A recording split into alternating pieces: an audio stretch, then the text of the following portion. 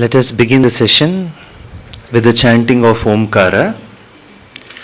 Take a steady posture.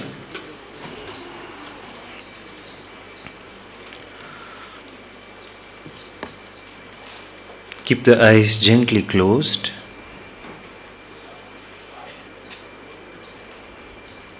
Inhale.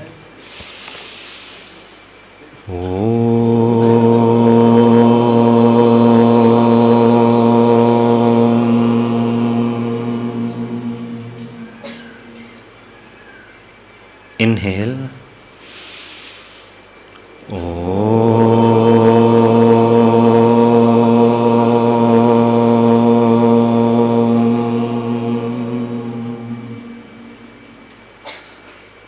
Inhale.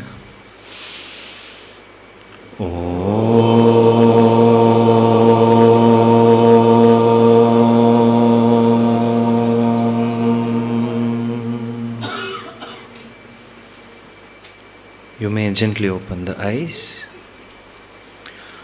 Om Asato Ma Sadgamaya Tamaso Ma Jyotirgamaya Mrityorma Amritangamaya. Om Shanti Shanti Shantihi. Om Bhadram Karnebhih Shrunuyama Devaah Bhadram Pashye Makshabhiryajatraah Sthirairangai Stuštuvagum Sastanubhihi Vyashema Devahitai Yadayuhu Swasti na Indro Vruddhashravah Swasti na Pusha Vishwavedah Swasti nastarkshyo arishthanemihi Swasti no bruhaspatir dadhatu. Om Shanti Shanti Shantihi.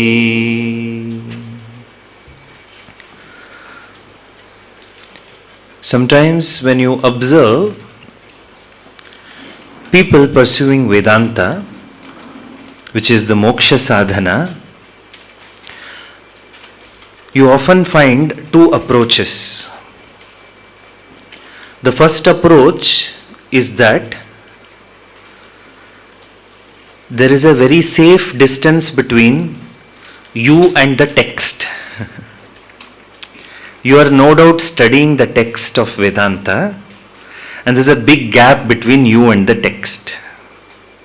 You are doing Vakyartha Vichara, Vakya Vichara. Shastra Vakyas are taken up and they are analyzed and the meaning is ascertained, and it is a very joyful pursuit, a sort of an intellectual pursuit. You are doing that, and in the process you maintain a very safe distance between you and the text. You are ascertaining the meaning, but nothing has changed within. There is no transformation, there is plenty of information.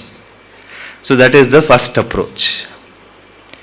The second approach, the real approach of Vedanta Shastra, is that you recognize this as a means of knowing, a means of knowledge, pramana. Not only that, this is the only means for self-growth, self-transformation, and having the real vision of self. So, that pursuit becomes very contemplative. This pursuit involves introspection, and this pursuit is not conceptual. Otherwise, Vedantins very safely hide behind concepts. My teacher Swami Sachidananda Swami TV often says it's like they have a conceptual Brahman. Everything is concept. Everything is in the air. So Brahman, Maya, Jagatkarana, Ishvara, Panchikaranam, they have all the right words. They have all the right concepts. But then, what are you? Then the body identification is intact. It is total. Nothing has changed in the person. but then all the information is very much there with the person. Doesn't work like that. There's no transformation. The freedom from bondage of samsara is never gained by an intellectual pursuit of Vedanta. Puja Swamiji used to say, knowledge happens in intellect. Then what? Knowledge is dental or what? If it's not intellectual. Knowledge is intellectual. But then, if you maintain a distance between you and the knowledge that you are gaining, then it is a futile exercise. You may have some information, but then that has never led you to grow, understand life, have an insight, have a vision about life, Jiva, Ishvara and the Jagat. So there is no insight with regarding to all of this. So AMRITABINDHU Upanishad is stressing on this introspection, where reflection, mananam, where one has to look at oneself, where one stands with reference to ragadveshas, with reference to desires, with reference to handling of things. See, if we start near, we go far, we go further in Vedanta Shastra. But if we start farther, somewhere at a distance, at a conceptual level, you go nowhere. You go nowhere. In the Taittiriya Upanishad, Bhrigu Maharshi wanted this knowledge of self. So he goes to his father, Adhihi Bhagavo Brahmeti. He asks his father, Varuna. He goes to his father, prostrates and tells his father and takes his father as the teacher now.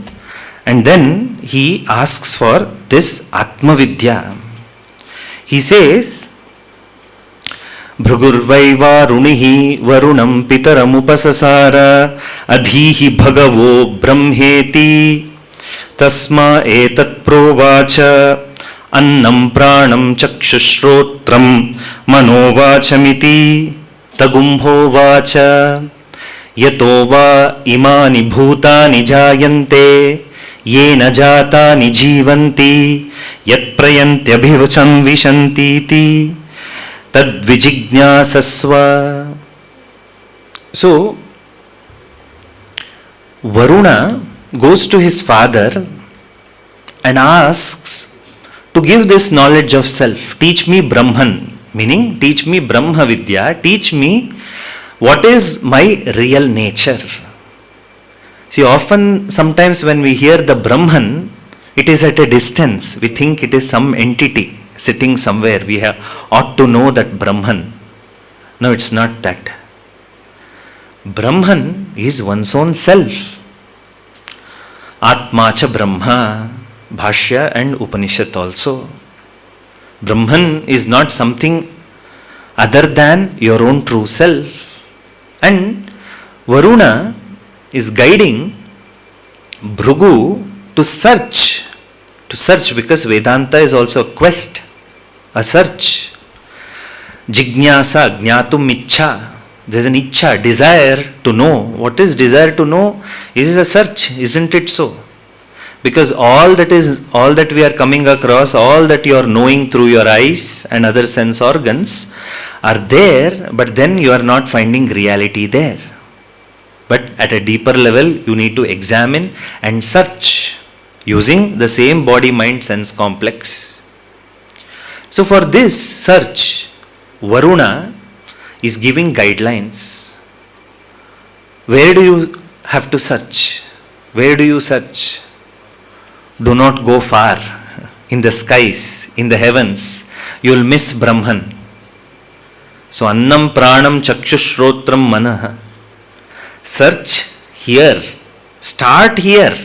Then you go far. You go farther. So start with the body. Analyze.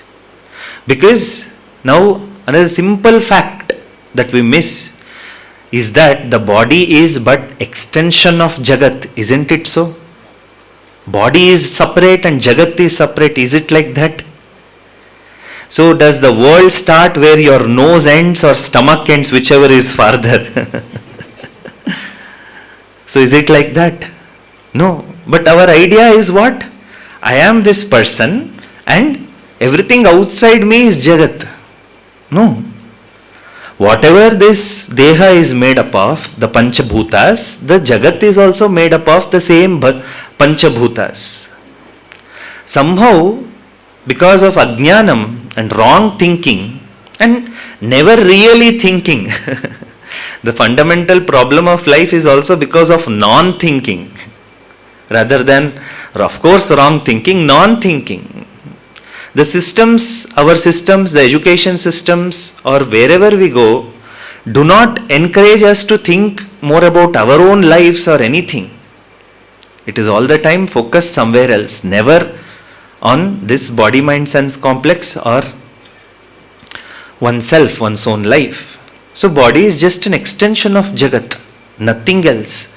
Somehow because of Ajnanam, we have this Dehatma Buddhi. The body itself is everything and I am a separate entity. Everything else is separate from me. Somehow I have this thinking. In Naishkarmya Siddhi, this is one of my favorite examples. I often quote it. Sureshwaracharya gives a very nice logic. He says, he wants to show how unintelligent it is to think that body as a separate entity from the Jagat or this obsession with body identification. He says, what is body made up of?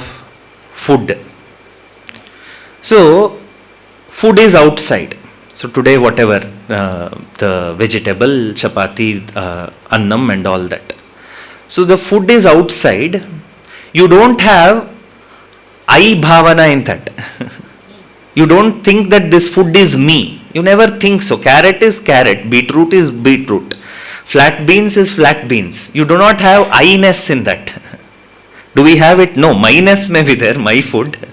But you do not have I bhavana. This is me. Nobody thinks this carrot is me. This apple is me. This food is me. But then you gulp that food inside. Okay? Now you have the I bhavana in the body, which is but food, made up of food. What is the content of the body? Food eaten by your father and mother.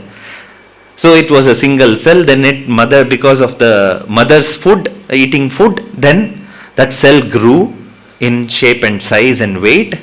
Then that baby comes out and kept on eating. So this is just but food body.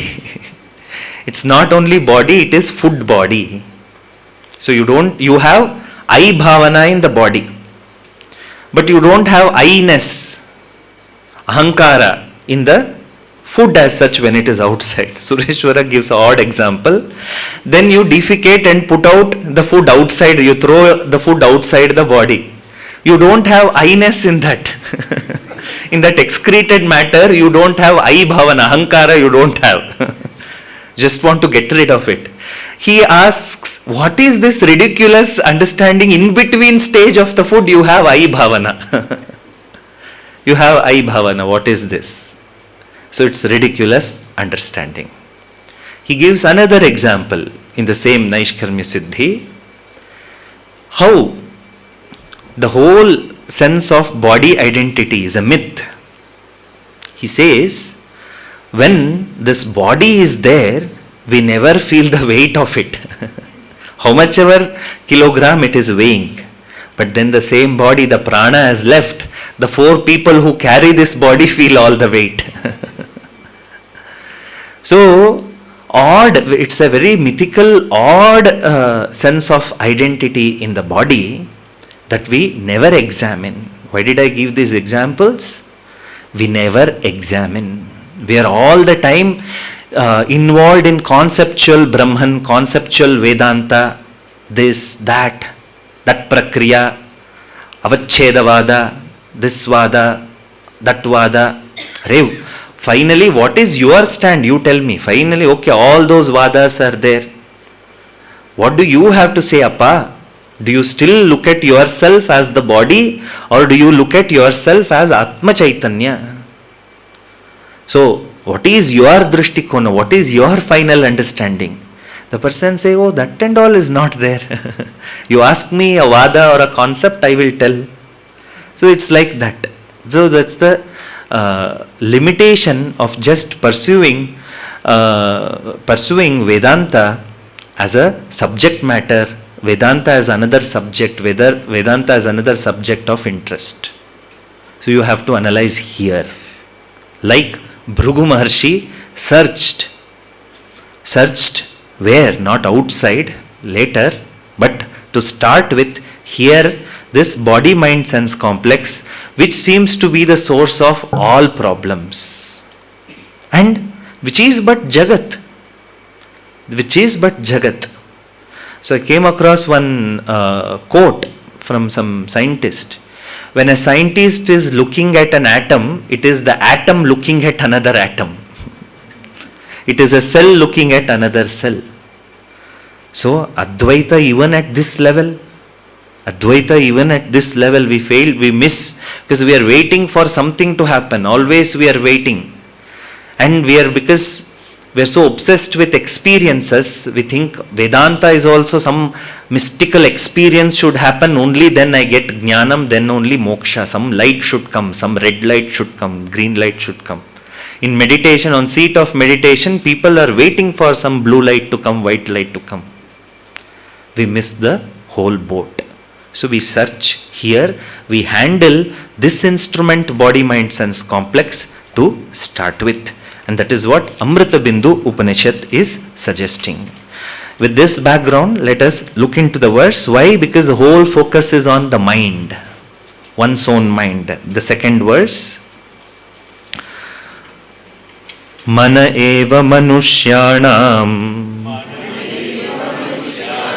karanam bandha mokshayoho bandhaya vishayasaktam muktam nirvishayam smritam. So we saw the first part, mana eva manushyanam karanam bandha mokshayoho. So what causes this bandhanam? Bandhaya vishayasaktam. Bandhana, a sense of bondage, is this obsessive asakti, obsessive involvement with the vishaya, with the vishayas. Today we are in a world where you constantly want to be engaged with the vishayas of the world. You cannot be a moment without the vishayas. The moment you wake up, it's no more Karagre Vasate Lakshmi, it is who went to which trip you see on the Facebook and Instagram feeds. That is what you are feeding yourself. What are you feeding yourself? That's why they are very clever. The name also they have given feeds, Instagram feeds, Facebook feeds. You are feeding yourself with the content of another person, only people outside you. People, you have nothing to do with them, but you are always involved with their lives, So you see, we are in such an ironical world. All of you have doors in your homes, right? Yeah. And you have doorbells. Yeah. When do you open the door? When somebody knocks or rings the bell. But here, with reference to our phones and social media, intelligent way of living is when it rings, you pick up the call. If there is a beep, you answer to something. But now, we are in an era where we are, has somebody sent me anything? Has somebody sent me anything? Has somebody sent me anything? Has somebody sent me anything? It's like you going to your main door and opening, has anybody come? Has someone come? How ridiculous it is. We do not think. We don't analyze our life at all because we are busy analyzing something else. How futile that is. What an unintelligent way of living. Being so involved with other people's life. What is Facebook, Instagram all about? Of course, it does have some good content, no doubt in that. But 90% is this junk content of who went to which wedding, what decoration, which resort, okay, fine. When you have to go, you search, there are websites. But what is to do with other people's life all the time? You get into bondage. Bandhaya Vishaya Saktam. This is how you get into bondage. It just, all bondage starts with just a thought. Pujya Swami used to say, somebody gets a thought, somebody has gone somewhere, now you get a thought, let me do Narmada Parikrama. Some dasha has started for him. Suddenly something is taken up. And now in that process, something happens. Then finally you wonder, why did I undertake this? Why did I even undertake such a sankalpa? So, bandhaya vishaya saktam. You are always in vishaya sakta, always involved in vishaya. Vishaya means what? Objects, situations, people. It includes all three. Not only objects, you supplement it with situations and people. So that is where is the bandhanam. See, there's a quote in English: great minds discuss ideas, average minds discuss events, low minds discuss people. So you will know that the great minds which are always involved in chintana, their bondage, the sense of bondage is very low. This middle and low minds which are all the time, they can only talk about events and people. They are in excess of bondage, excess baggage, excess bondage. So muktam nirvishayam smritam. And Upanishad is telling what leads to liberation. What sort of a mind leads us to liberation? Muktam nirvishayam manaha smritam. That mind which is free from desires, that mind which is free from obsessions for objects, people and situations, that mind alone will lead you to liberation. That mind becomes the gateway of moksha. That mind takes you to freedom. That is what Upanishad is telling. Moving further, third verse. Yato nirvishaya syasya manaso muktirishyate ato nirvishayam nityam manah karyamumukshuna.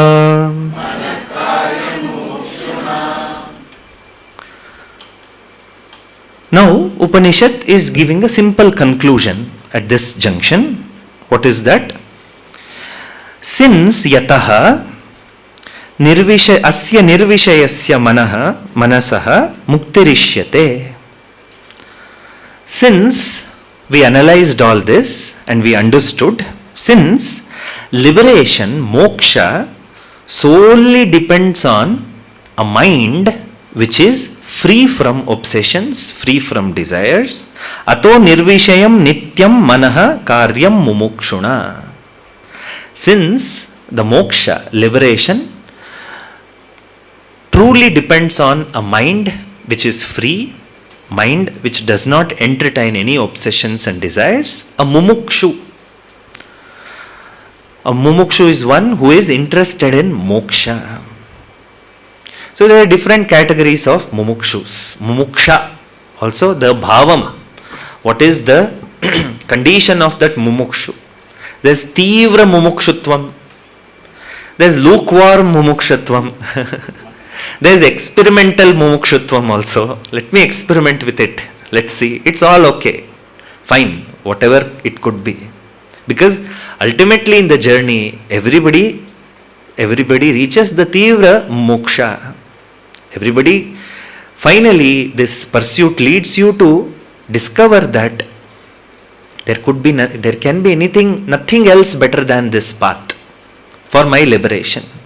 And that is what is my intent, true purpose of this human life. No other purpose can supersede it. This is my real pursuit. And at the Vyavaharika level, for the sake of food, clothing and shelter, everybody has to do something. So Swamis also have to do something. Swamis have to teach, otherwise I won't get Bhiksha. Grihasthas have to get involved with their activities. So at the Vyavaharika level, of course there will be something, but you finally recognize that this is the only way. This is a Chakkaniraja Margamu, Tyagaraja says in one of his kritis. This is the highway, and you have to discover that is the highway. When highways are available, Tyagaraja Swami says, why do you take by lanes and side roads when this clean national highway is available for the path of moksha? Finally everybody comes to that Tivrata. So Upanishad is telling, since liberation is dependent on a mind being free from objects of desire and obsessions, a mumukshu, a seeker of moksha, a seeker of liberation, should all the time try, put forth efforts, so keep trying through sadhanas to have a mind which is free of desires, free of obsessions. How do you come to appreciate this? How do you come to appreciate this? You see, we analyzed few things about desires and contentment in the morning class. But then, if we look at human life, what are you truly seeking? Is it you are seeking fulfillment of desires, or you are seeking a state of mind where there are no desires at all? Freedom from desires at all? Are you seeking freedom from desires, or are you seeking fulfillment of desires? Really, if you analyze your life, we think that we are seeking fulfillment of our desires. No. Really speaking, what we are looking for is a state of mind, a state of being. State of mind also becomes very casual. State of being. What we are really looking for is a state of being where there are no desires. I want freedom from desires only. Because you see, a desire is like one foreign object to the mind, really. Like, suppose there is some dust particle or some small tiny insect sits on the ice. What does the body do? Immediately the tear gland secretes the tears and tries to flush out that foreign object, dust particle or insect from the ice. And similarly, the mind, the system is not something meant to always keep on entertaining desires. It wants to end desires. But in our ajnana avastha, we don't know how to handle it. What we think is go on fulfilling desires, so that we think that one fine day I'll be free of desires. You see, okay, you fulfilled a desire. You had a desire, I want a car. I got a desire now. I need a car. Now it's like a foreign one krimi. It keeps on disturbing you. All the time you are thinking about that car. All the time you are restless. You think that you are doing online search about which is the best car. Which company is now giving the best car? Is it Hyundai? Is it Kia? Is it Benz? What is it? You are searching this, that, many movements you are doing. You are looking at your bank accounts. You are looking at your finances. What is the best? All that movement is going on. Are you comfortable? No. You are not comfortable. You are agitated. That's why sometimes 9 o'clock or 10 o'clock you go to bed, you wake up, suddenly again start searching. It has totally occupied your mind. Totally occupied your mind. Then finally you organized yourself, selected a model, went to the showroom, then you paid everything, the car is delivered, the key is in your hands, they cut a cake and put balloons and group photograph. All that, then at that moment, what is your feeling? Abba, wah, fine. I fulfilled this desire, is what you are thinking. But what is the real state? End of that desire. End of that desire. End of that desire is what is giving you contentment, but you have wrongly translated the whole thing as my desire got fulfilled. But whereas what has really happened is end of desire. You are for those few moments you are absolutely free. Absolute contentment. All the things are happening around you, but yet there is some sense of contentment. Not many thoughts. Just you are fine. Then now you just turn right. Then realize that, oh, I have to put the Bose music system into the car. New desire. Suddenly the whole movement started. Now you are behind that. Immediately, it takes only 2 minutes between two desires that the whole contentment that you had discovered, you have as though all that is put into drains. Totally lost. So, this is this reality of life. That is what Upanishad is indicating. Upanishads only indicate reality of life, not some conceptual Brahman. So, they are indicating that your whole approach to life is wrong. Understand that now, don't fight. So some people immediately put Purva Paksha. In Bhashyas they say Nanu. Immediately you say Ato Nirvishayam Nityam Manah Karyam Mumukshuna. So a mumukshu should always strive to have a mind free of desires, it said. How to lead a life without desires, Swamiji? How to then, we should stop working. We should not desire anything. How will economy run? How will world run? See, you are trivializing the very highest philosophy to bringing down to the street level. That is all there. We know that nobody is fighting with it. But this pursuit is not for the market. This pursuit is for you. So it's like asking questions. Suppose, Swamiji, everybody becomes gains moksha, what will happen to the world? No, simply don't bring hypothetical issues and trivialize the matter. So it's not, if everybody becomes sannyasis, who will give the food? Simply hypothetically thinking about something which doesn't have any basis really. So like that, don't trivialize the subject matter. Isn't it very evident in your experience that a state of no desires, that state of being where the mind is not entertaining any desires, is naturally calm, naturally contented, naturally free? Isn't it so? Now you work on it. You discover that. You recognize this. And if you find the value for it, you go ahead. So that's why Lord Buddha, Bhagavan Buddha, recently there was Buddha Jayanti. One of the very unique teachings of Buddha, one of the few last discourses of Buddha. So all that is recorded as suttas in Pali, sutra or sutta. So Buddha, it seems, called all his disciples. He called all his disciples, Ananda and many other disciples, he called them all near him and said, see, just as the purity of gold is to be tested by the goldsmith, then alone is to be accepted, you all examine my teachings, apply it onto your life. Then alone you accept. Just because it is the Buddha speaking, you don't have to accept. You first accept and take in. You live life based on these values, these dharmas that I have given, and see if it works. And if it works, you should not have any problem with it.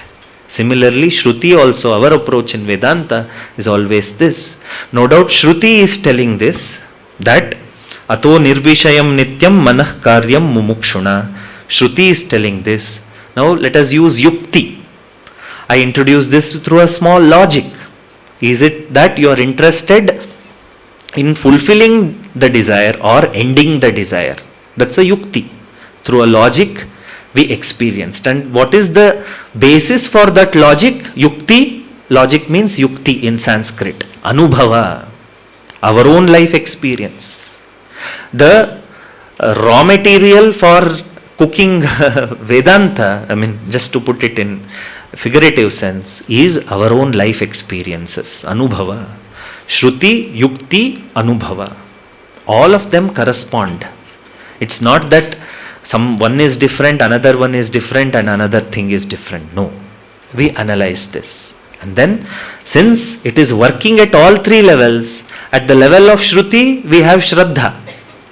We have the respect, reverence, Pramanya Buddhi for the Shruti.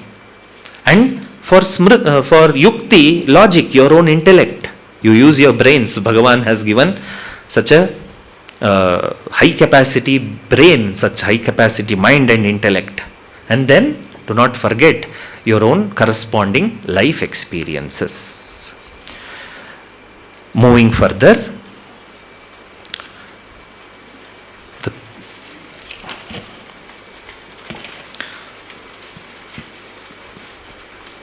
Nirasta Vishaya Sangam Sanniruddham Manohridi Yada Yatatmyano Bhavam Tada Tatparamam Padam Tada Tatparamam Padam.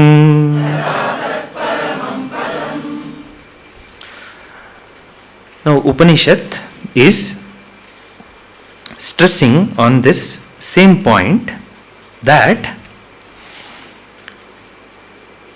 Nirasta Vishaya Sangam Sanniruddham Manohriti.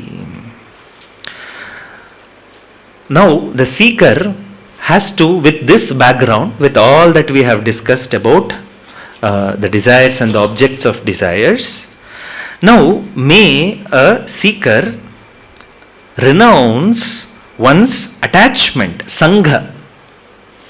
Sanghat sanjayate kama.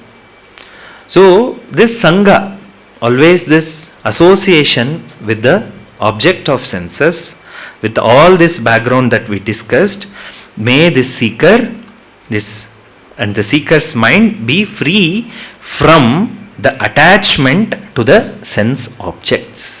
So first thing that you have to do in the method of Vedanta, in the way of Vedanta, in the journey of Vedanta, in the journey of this sadhana of Shravana Manana Nididhyasana, the rishis of the Upanishads are, first thing they are asking us to handle is this attachment towards the objects.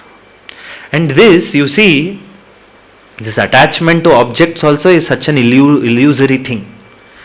Something which is outside of me, simply I am attached. A dead and non-living thing. So much of mamakara is invested in that. No doubt mamakara is invested. And when that much mamakara exceeds a certain level, ahankara is also put out there. I'll show you how. Okay, car. My car. Mamakara is there. Okay. You are the owner on the books. Who else can change that? Yet some obsession. My car, my car, my car. Okay. The car is outside of you. You are here. Whatever happens to the car, happens to the car. But a scratch on your car is as though a scratch on your heart. What is this? What is this mix-up? Atasmin tad buddhihi. That is what adhyasa is. What is this whole delusion? That which is not me, I have I sense in that. Car is not me, but I have I sense. I have I sense in that. So in Indian roads, can you survive without a scratch? You cannot. You have to know that life's realities. What is one of rule of life? In Indian roads, your car will definitely get a scratch. Thumb rule. If you remember these truths, life won't affect you. A glass will break. If you get glass containers or glasses in your shelf, it will definitely break. Getting glass bowls and glass things and then expecting not to break, expecting it not to get spoiled is foolishness, in fact. Then we must be using steel if we don't want it to be broken. But we all have different approaches to things, a ulta approach. So, first thing the Upanishadic seers are asking us to do is free our minds from these bonds and attachments towards the objects of the world. So objects, whenever Vishaya, Upanishad is using a broad term, Vishaya, please supply, in so translation also we just put objects, but then supply people and situations also in that. And with this you can now appreciate that in the world nothing is holding you. You are the one holding on to things of the world and calling it a bondage. Nothing in the world is holding on to you. You know, in childhood I used to hear this story. There was a old lady in the village. She had a hen. She had a rooster. So every morning that rooster used to do co, and then the whole village used to wake up. And that lady used to think that, oh, because of my rooster, the whole village is waking up and then functioning. She thought, see, these villagers are not respecting me. I'll teach them all a lesson. So I will go to the next village today and I will not return back. I'll only come back by afternoon. They'll all be sleeping. She goes to the next village with the rooster also. And the next day she comes back in the afternoon only to realize that the whole city, whole village is working. It was never dependent on her or her rooster. So similarly, we think that life will not go on without us. No. And in fact, it's the other way around. So life goes on with or without you. With or without you, things will happen. Never appoint yourself as a custodian of everything.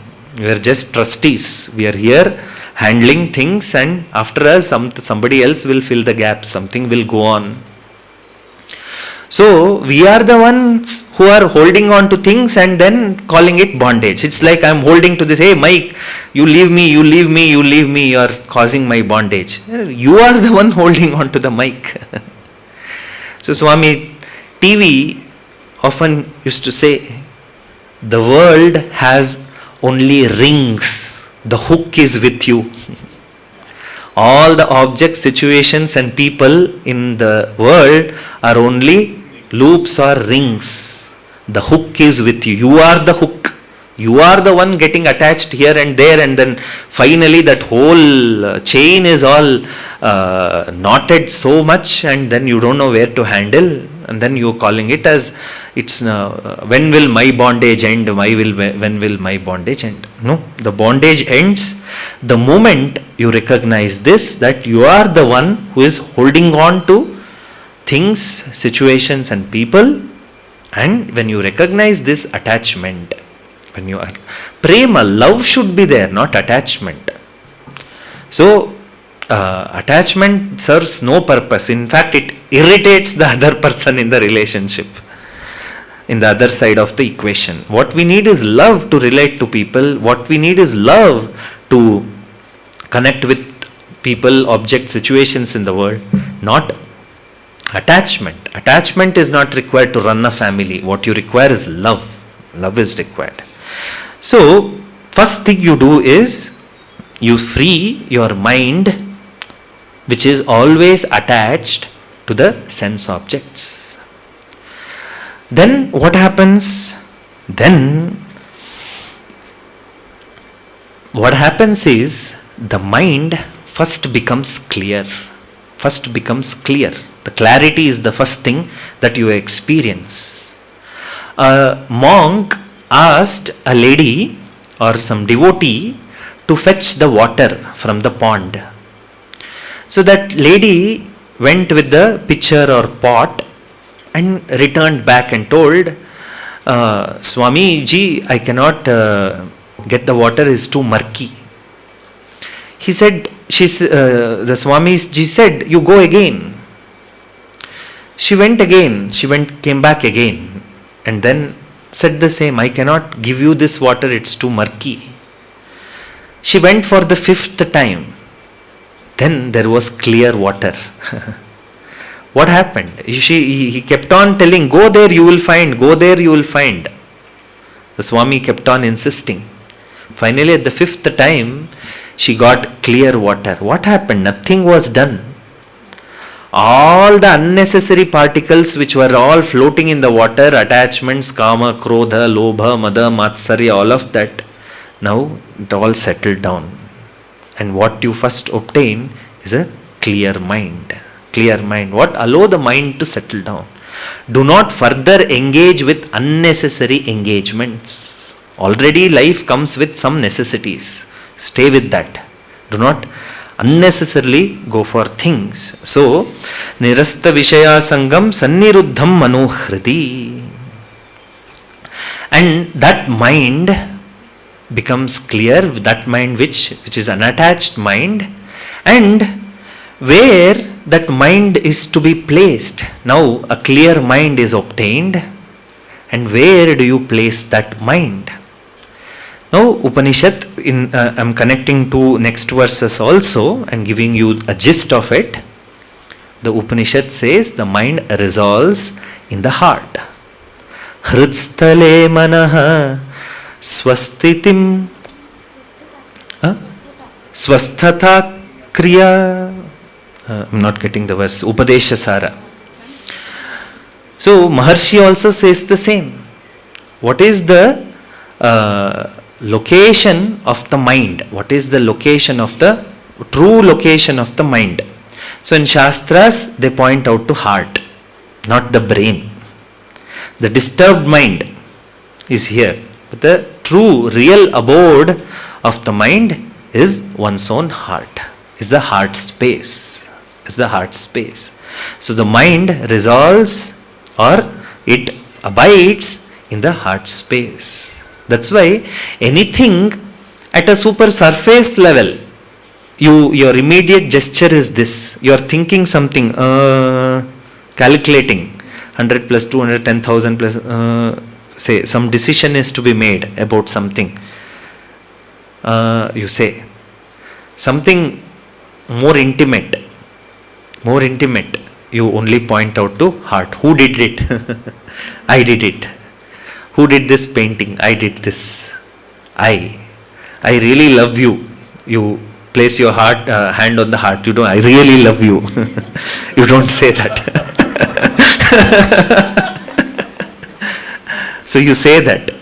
Something, all deeper emotions, all deeper things. Really, it was so wonderful. So like that you say, immediately it goes. So that is also a anubhava evidence that you have to support the Shruti's claim that where is the real true seat of the mind is heart. Saha esho ontara hridaya akashaha. So Taittiriya Upanishad is again telling that the seat of this mind is one's own heart. That's where truly one's own true nature is.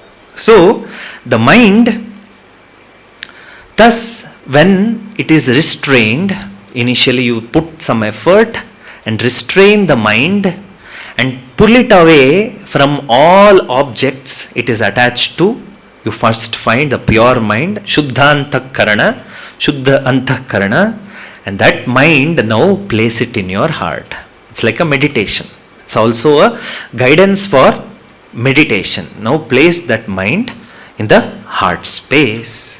And thus, yada, when this happens, tada tat paramam padam. When this happens, the mind truly then gains the supreme goal. That mind which is pure, that mind which is clear, that mind which is resolved in and it's steady in one's own heart. Such a mind, when it is, now conditions apply here. You have to supplement. That mind, when it gets exposed to the Shastra, when that mind undergoes the samskara of Shravana, Manana, Nididhyasana, it gains that paramam padam. It gains the supreme goal. Supreme goal is what? Moksha. That mind understand its own true nature, thus becoming free from the unreal nature it was holding on to. That coming in touch with the reality, one's journey of life is complete. One gains moksha, one gains enlightenment. That word we don't use here much. Freedom, because very objectively you can appreciate it. Such a person gains freedom here and now. So not just information. Now on basis of all this, you must do mananam. Reflect on your own life. Where do I stand with all this scheme of things? How much is my engagement with the Vishayas? How obsessed am I? Or it is just I know that I am just involved and that is just a superficial involvement for the sake of it, but truly I am not at all governed or determined by that objects, people and situation. Where do you stand? Now we have to look within and appreciate this vision, and wherever it needs correction through introspection, you must correct also. Then only there is value for the Upanishads. Whereas Puja Gurudev, Swami Chinmayananda used to say, it's not how many Upanishads you have gone through, how many Upanishads have gone through you. Assimilation. So that is very important. We will look into the next verses in tomorrow's class. Om Purnamadav Purnamidam Purnat Purnamudachyate Purnasya Purnamadaya Purnameva Vashishyate. Om Shanti Shanti Shanti. Harihi Om Shri Gurubhyo Namaha. Harihi Om.